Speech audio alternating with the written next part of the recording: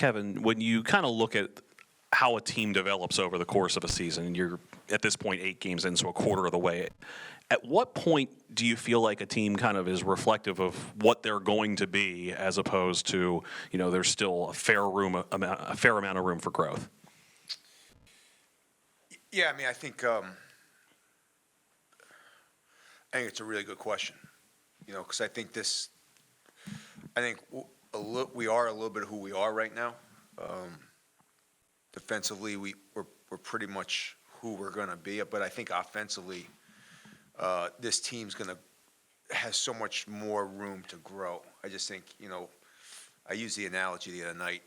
We're playing 2 freshmen a lot of minutes, and they're playing really good, but they're not even scratching the potential of where they're going to be in February. It's like, they're like freshmen in high school again, and they just got to figure it out and learn what it's like to play consistently in big-time basketball. So I think as Deshaun gets a little bit more comfortable, Jamie gets a little bit more comfortable, I think those guys are going to have a huge effect on how we play offensively. So I think it's a legitimate question. How much better do I think we can get? A lot. I don't know how much better we can get defensively. I think we're going to be who we are defensively right now. Marcus? Coach, when you see Penn State this year compared to before Rhodes got there, are there any glaring differences? And if so, what are the differences under Rhodes? Yeah, I mean, it's a different coach. So, stylistically. Yeah, I mean, it's totally different. Michael was very, very simple defensively, but much more ISO, one-on-one, pack line defense. Mike is run and jump, press, get up and down, ton of pick and rolls. I mean, it's a totally different system than what Micah ran. And what did you think of Cleary when you watched him on film? I was a big fan ever since Cleary. He came in this building last year and put on a show. I think he had 16 in the second half or something like that. So both him and Ace are playing great. They're playing high level offensively and defensively. I think they're the catalyst that makes them run. I'll go Sean and then Emmett. Hey, Coach, 3-pointers. What's it going to take to fix it, to get better? Do you change stuff up in practice today, over the last couple days? Like, in your mind, what's it going to take?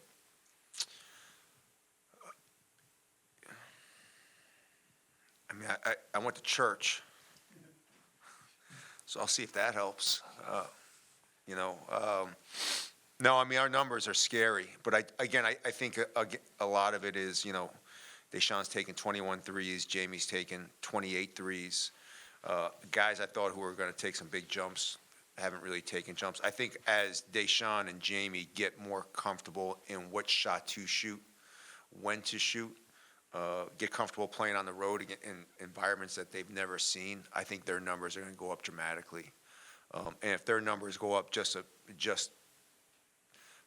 10 percentage points, which they can do very easily, then I think our numbers will go up much easier. Right now, everyone's just packing it in, making it hard for us to get it to Juju, making it hard on Ju.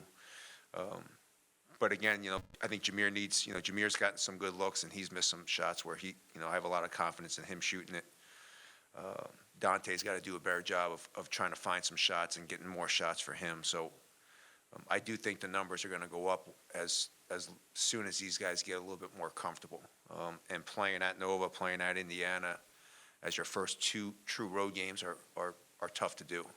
And I think these guys they're starting to get it. They're starting to understand. I have great confidence in them. So I haven't told them not to shoot. I'm not going to tell them not to shoot. Eventually it's going to click, and when it does, it's going to help us all. Emmett and then Dave. After Indiana, you alluded to some frustrations with some of the veteran players and mentioned maybe some lineup changes. What do you envision that will look like as we head into the stretch here? I'm not going to comment on that.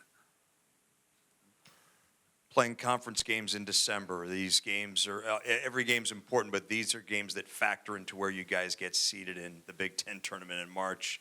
the challenge of being ready and being on this early in the season? It's a challenge just from a standpoint of, getting the new guys to understand it, the older guys. That's kind of what my frustration was a little bit of, is getting the older guys to understand the importance of these 2 games in December. Getting the younger guys and the newer guys to understand that importance is very difficult. They understand it now, but going through it first on the road, I think is kind of eye-opening a little bit. When you go on the road at a place like India, really any place in this league, it kind of takes you a little bit by surprise, but they understand now. 10-0 at home last season in the Big Ten. Obviously, what are the ingredients that go into something like that, and how do you try to to grow that into this year? I mean, if we have 17,000 tomorrow night, it'll be a big help. I mean, that's kind of what it was last year, to be honest with you. We had a great home court advantage. I mean, you look at, I think Iowa's a pretty darn good basketball team. They went to Purdue and scored. They were down 22 at halftime. Playing on the road in this conference, I think now, where every year you have a new team, I just think you have to be a little bit patient with that and let them kind of experience it and understand it, because Big Ten basketball on the road is extremely difficult to win. Finally, Kudus Wahab, we've seen him as a Hoya, as a Terp, as a Hoya again. What does he look like as a Nittany Lion on the We've tape? seen him everywhere. No, Q's playing really well. I'm happy for him. I think he's found a good system for him. Mike runs a ton of pick and rolls. Q's really good in the pick and rolls. Defensively, he's being more aggressive than what he was. Georgetown played much more of a drop coverage. He's being much more aggressive. Q's playing well. I'm happy for him. I never coached him, so I just saw him for a little bit, I think. Coach Jahari seems to be taking on kind of a 6-man role for you guys this year. As someone who's coached him for a while, going back to Seton Hall, what have you seen in his development that's kind of allowing him to take on that bigger role? I think he's over his injury now. I think he's got more confidence in his game. We need Jahari to play at a high level coming off the bench. He's, the one guard that really comes in that has experience. I think he's playing. I think he's starting to get a lot more confident in his game. I think that's the biggest thing I've seen him grow in the last 3 years is someone that had to deal with COVID as a freshman and then got hurt as a sophomore, and last year had a limited role. So I think he's finally starting to find some confidence in his game. Coach, how important are these practices that you kind of get now, early December into kind of mid to late December, where you guys have a chance to get some stuff done? Yeah, I mean, I think after this game, unfortunately, we just can't get rid of the injury bug. Maddie's been out again. Jameer hasn't practiced all week. He sprained his ankle in the first half of the Indiana game. So we've been down some pretty big numbers. So practice it's one of my issues with us offensively. We just haven't been able to spend as much time as we've wanted to practicing.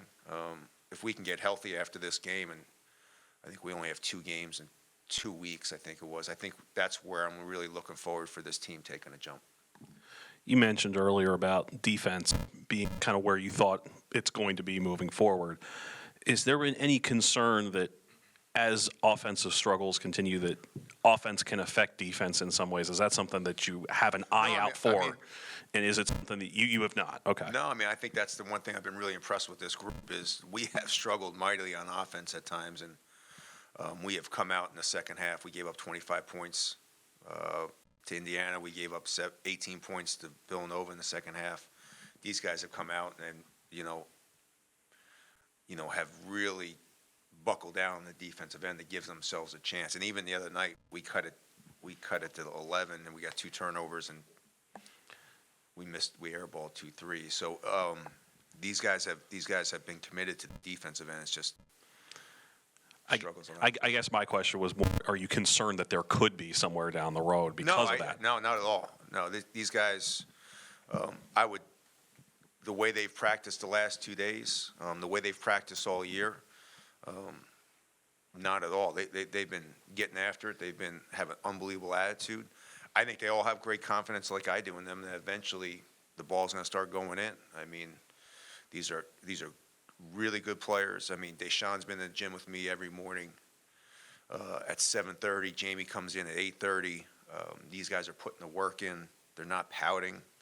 They understand that right now we're just not shooting the basketball good, and some of it is we're not taking good shots. So they're working on what's a good shot and what's a bad shot. There's a much difference in high school when you can just shoot a three and it doesn't really matter. Now when they shoot a three, I think they're starting to realize it could start an 8-0 run really quick on the road. And that's been a little eye-opening to them. And that's put a little stress on them. Do I shoot it? Do I not shoot it? Am I going to start an 8-0 run? Am I going to airball it and be embarrassed for the first time? There's a lot of stress that's going in to shooting the basketball right now. And as they figure it out, they'll get more relaxed and the ball will start going in more. Coach, you talked a little bit about the freshmen handling just the big games. On the road, Indiana, how do you think Deshaun, especially in that second half, kind of impressed you? What impressed you about him handling a road conference game like that? I think Deshaun, I'm more excited about Deshaun and Jamie and John and Braden than I were when they were coming in, to be honest with you. I've looked at every box score. I've watched every freshman. And, man, you could name one or two that may be playing at a really good level right now. Deshaun and Jamie have really impressed me because they've struggled a little bit, but their work ethic has gotten better. So they haven't pouted. They haven't been a typical freshman where they're not coming into the gym. They're not getting after it in practice. They refuse to get subbed out in practice. So that just shows me that eventually once they do start figuring it out, it's going to be scary for everybody else. So Jonathan hasn't gotten a whole lot of playing time, but he's in the gym every morning, and he's one of my practice guys. So I thought they handled it great. I think they're getting better. Are they going to struggle a little bit? Yeah, they are. But I'm okay with it because long run, I think they're going to be really, really good. All right, Sean.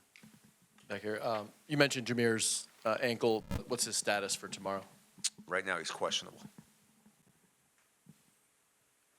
Don't we do something, an update or something? Good. Yeah. Good. Okay. All right. Thanks, everybody. Thank you.